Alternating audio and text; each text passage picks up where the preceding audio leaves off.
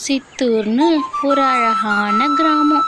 அதில் ஒரு குளம், தண்ணி கண்ணாடி மாதிரி இருக்கும். அதில் மீனுங்களும் நண்டுங்களும் சந்தோஷமாக வாழ்ந்து வந்துக்கிட்டு இருந்துச்சு.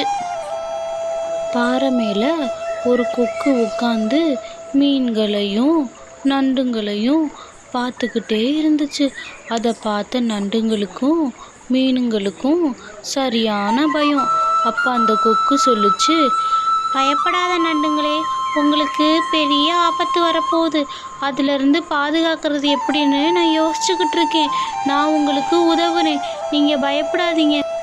அது என்னன்னா, இந்த குளத்துல இன்னும் 2 நாளில் தண்ணி வற்ற போகுது.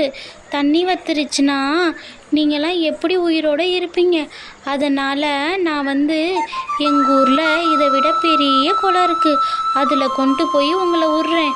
நீங்கள் அங்கே சந்தோஷமாக இருங்க, நான் ஒவ்வொருத்தங்களாக கூட்டிகிட்டு போகிறேன். அப்படி சொன்ன கொக்கு ஒரு மீன்களையா இந்த குளத்துல இருந்து அந்த கொக்கு ஊரில் இருக்க குளத்துக்கு தூக்கிட்டு போய் விட்டுச்சு. கடைசியில் அந்த ரோசி நண்டு தூக்கிட்டு போச்சு. ஆனால் ரோசி ஒரு பாதுகாப்புக்காக நான் உன்னோட கழுத்தில் ஏறி பயணம் செய்கிறேன்னு சொல்லிட்டு அந்த கொக்கோட கழுத்தில் உட்காந்துக்கிட்டு நண்டும் கொக்கும் போனாங்க. அப்போதைக்கு கீழே பார்த்தப்ப வெறும் மீன் முள். அப்போ அந்த கொக்கோட சுயரூபம் தெரிஞ்சிச்சு. உடனே கோபம் வந்த அந்த நண்டு, என் நண்பர்களை நீ தான் கொன்னியா? சாவு சாவு அப்படின்னு சொல்லி நண்டு துடிக்க துடிக்க அந்த கொக்கு கழுத்தை நெரிச்சு கொன்றுச்சு.